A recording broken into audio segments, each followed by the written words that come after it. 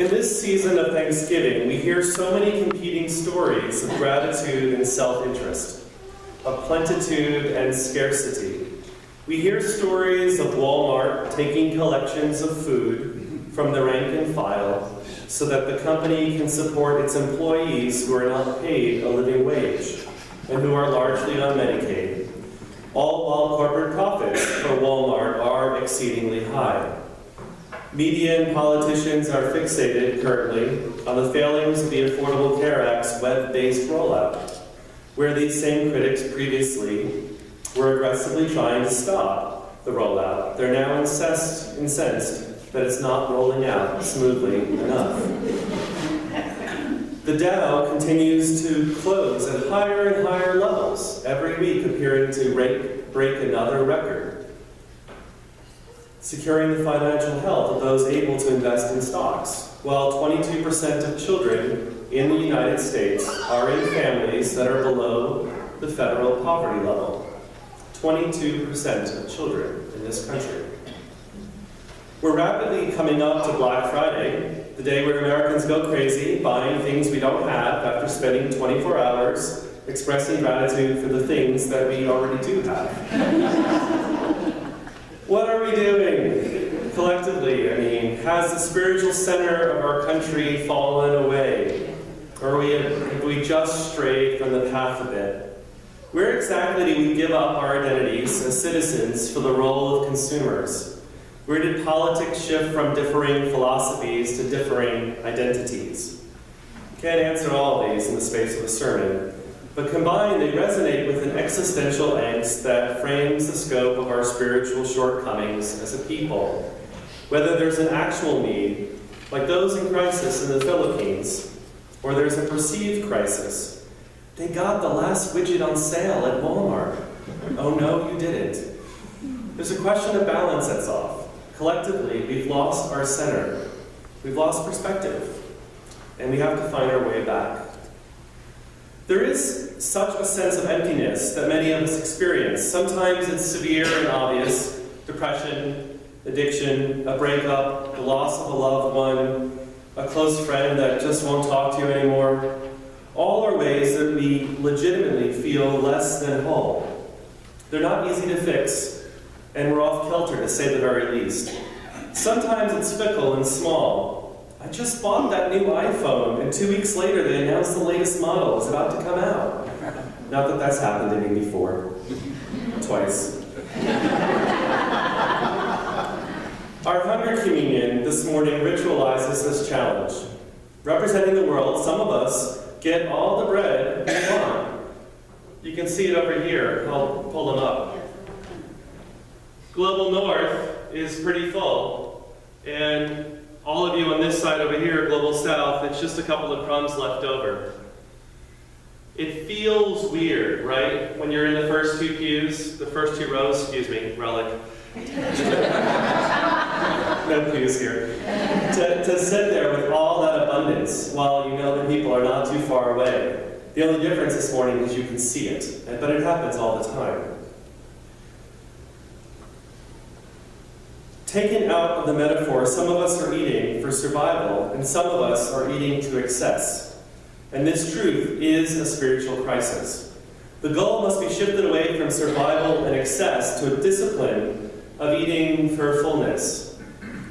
For context, this communion service originated at the First Union Congregation of Brooklyn in 1977.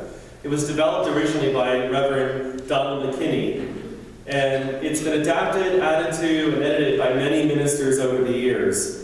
Most recently, myself. This is the way it's perfect, right? Yeah. It's like every minister is like, oh, that didn't work at all. It is my hope that this ritual continues to thrive, and maybe we can bring it here in the years to come. There's a quote from Thich Nhat Hanh where he prays, "Let us fill our hearts with our own compassion toward ourselves and toward all living beings." He asks for us to fill ourselves not with things or desires or excess, but with compassion. It can sound like an airy-fairy wish that's easy to make, but if we go deeper, it's neither silly nor really easy. There are clear, concrete ways in which our excesses cause, directly or indirectly, the strife others must face.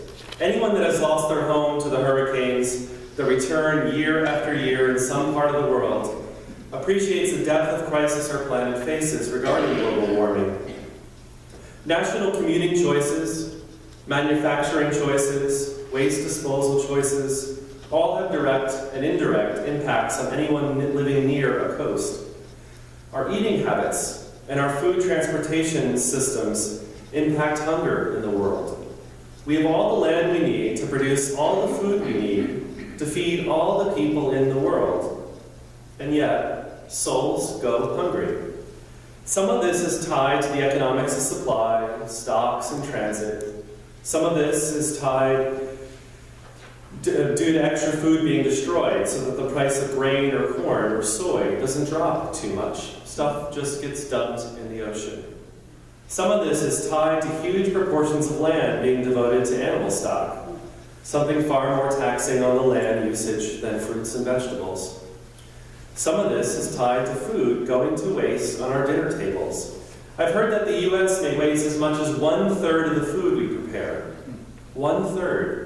Either from spoiling in our refrigerators or restaurants serving ridiculously large proportions that we could never hope to finish. Or most ironically, with the advent of biodiesel fuel uses, some food is being used to replace fossil fuels. We're growing corn to fill our engines. What we choose to eat, adding up with all the choices of all the other people around us, impacts world hunger. Thich Nhat Hanh's prayer is not easy either. If you're a huge meat eater, reducing your intake is probably not something you really want to do. If you're driving alone, turning to carpooling Sundays to the fellowship is probably not convenient. And returning high real estate value coastline to its original use, marshland and swamp, is clearly not going to happen. But religiously, focusing on filling our hearts with compassion for ourselves and all living beings is the spiritual answer to the crisis. It's that place when you're in the first 2 rows and you have all the bread you need and you're watching someone else give their kid a crumb. It's letting that feeling of compassion do something, change you, change your practices. That mixed with the responsible search for truth. If we know what needs to be done and compassion is at the heart of our actions, the rest will follow. I love the science in our reading earlier today. The meticulously crafted core of a neural network learns from experience and transforms itself, the brain. Love alters the structure of our brains. There's a science behind what Thich Nhat Hanh is asking of us. As we nurture connections with one another, our neurons are growing and developing in ways that mimic that. Flexing our compassion muscles actually has a biological impact on our brains. Our biologies reflect human community development, or as the reading says, the power to remodel emotional parts of the people we love. Who we are and who we become depends in part on who we love. Who do we love? Who do we choose to love? Who deserves our compassion? Who deserves not to go hungry? Is there an end to how mature our neural networks can develop should we choose to foster deeper and deeper connections? It leaves room for wondering, the more we develop our spiritual discipline of openness to the people around us, do we biologically become more human as well? Do we become more developed neurologically? Since the world has all the resources we should need for all the people to live fully, or at least to live moderately, it comes down to setting our priorities. Will the success of the few outweigh the success of the many? Or will we choose to live lives that honor the ability for others to live fully as well? Knowing our priorities, however, is a huge challenge in living for fullness, not living for excess or not living for survival. Our month's theme of abundance points us toward living knowing that there is enough for our needs. When we live from a place of scarcity, we create that scarcity for others. When we grasp up more than we need out of fear of not having enough, we create that scarcity for another person. We also stop seeing the abundance all around us. We stop being mindful of the gift of life. I want to share with you an old story I once read. This was popping around Facebook about a year ago. A professor stood before his philosophy class and had some items in front of him. When the class began, he wordlessly picked up a very large and empty mayonnaise jar and proceeded to fill the jar with golf balls. He then asked the students in his class if the jar was full. They agreed it was full. The professor then picked up a box of pebbles and poured them into the jar. He shook the jar lightly. The pebbles rolled into the open areas between the golf balls. He then asked the students again if the jar was full. They agreed it was. The professor next picked up a box of sand and poured it into this jar. Of course, the sand filled up everything else. He asked once more if the jar was full. The students responded with a unanimous yes.